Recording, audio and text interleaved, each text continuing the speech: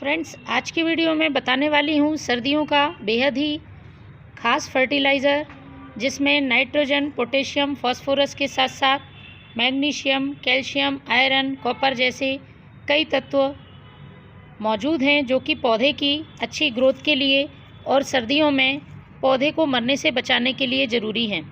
सर्दियों में पौधे डॉर्मेंसी में जाना शुरू करते हैं, जिससे कम टेम्परेचर में पौधे की ग्रोथ लगभग रुक सी जाती है और पौधा फूल फल देना बंद कर देता है।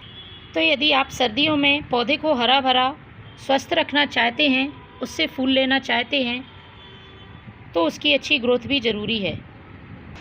तो इस फर्टिलाइज़र को डालने से पौधे की ग्रोथ बहुत अच्छी होगी और पौधा सर्दियों में भी ढेरों फूल देगा। इस फर्टिलाइज़र का उपयोग आप अपने सभी प्लांट्स पर कर सकते हैं, चाहे वो फूलों वाले पौधे हों, फलों वाले पौधे या सब्जियों वाले पौधे। सभी पौधों के लिए बहुत ही उपयोगी फर्टिलाइज़र है और इसे आप विंटर फ्लावरिंग प्लांट्स में भी यूज़ कर सकते हैं। यदि अभी तक आपके विंटर फ्लावरिंग प्लांट्स में कलियां बनना शुरू नहीं हुई हैं, तो आप इस फर्टिलाइज़र को डालें। पौधे की ग्रोथ बहुत तेज़ होगी और पौधा कलियां बनाना शुरू कर देगा। तो चलिए शुरू करते हैं फर्टिलाइज़र बनाना। इस फर्टिलाइज़र को बनाने के लिए सबसे पहले मैंने यूज़ किया है ये पुराने गोबर का खाद। सर्दियों में गोबर का खाद पौधों के लिए बहुत ही फ़ायदेमंद है। इससे प्लांट को नाइट्रोजन तो मिलता ही है, साथ में कई माइक्रोन्यूट्रिएंट्स भी इसमें मौजूद होते हैं, जो पौधे की ग्रोथ के लिए ज़रूरी हैं। तो आप अपने पौधों की संख्या के हिसाब से इस फर्टिलाइज़र को बना सकते हैं। मैंने 1 मुट्ठी ये पुराने गोबर का खाद लिया हुआ है। यदि आपके पास गोबर का खाद नहीं है, तो आप इसकी जगह पे वर्मी कंपोस्ट इस्तेमाल कर सकते हैं। दूसरी चीज़ मैं इस्तेमाल कर रही हूँ, जिसमें कि बहुत अच्छी मात्रा में पोटेशियम पाया जाता है और हमारे घर में ये हमें फ्री में ही मिल जाती है। ये है केले के छिलके। तो करना क्या है, आपको केले के छिलकों को अच्छी तरह से सुखा लेना है। सूखने के बाद आपको इनका पाउडर बना लेना है, फिर इसका इस्तेमाल हमें खाद के रूप में करना है। तो देखिए, मैंने बहुत सारे केले के छिलके सुखाए हुए हैं और कुछ का मैंने पाउडर तैयार कर लिया है। तो मैं ले रही हूँ 2 चम्मच केले के छिलके का पाउडर।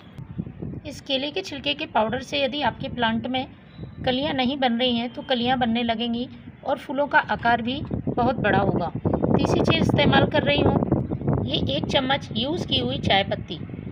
जब भी आप इस्तेमाल की हुई चाय पत्ती का अपने प्लांट के लिए यूज़ करते हैं, तो ये ध्यान रखें अच्छी तरह से धोकर सुखाई गई हो, तभी इसका इस्तेमाल करें। चाय पत्ती का प्लांट के लिए बहुत ही फ़ायदा है। सर्दियों में ये पौधे में बहुत ही उपयोगी होती है। मिट्टी को एसिडिक करने का काम करती है। गुलाब, गुड़हल, गुलदाउदी, अपराजिता जैसे पौधों के लिए एसिडिक सॉइल बहुत ही ज़रूरी है, तभी प्लांट अच्छी फ्लावरिंग करते हैं। इसके साथ ही इसमें कई पोषक तत्व भी मौजूद होते हैं, जो कि प्लांट की ग्रोथ के लिए ज़रूरी हैं। तो मैंने 1 छोटा चम्मच यूज़ की हुई चाय पत्ती ली है। यदि आपके पास यूज़ की हुई चाय पत्ती नहीं है, तो आप फ्रेश टी लीफ का भी इस्तेमाल कर सकते हैं। आधा चम्मच फ्रेश टी लीफ ले सकते हैं।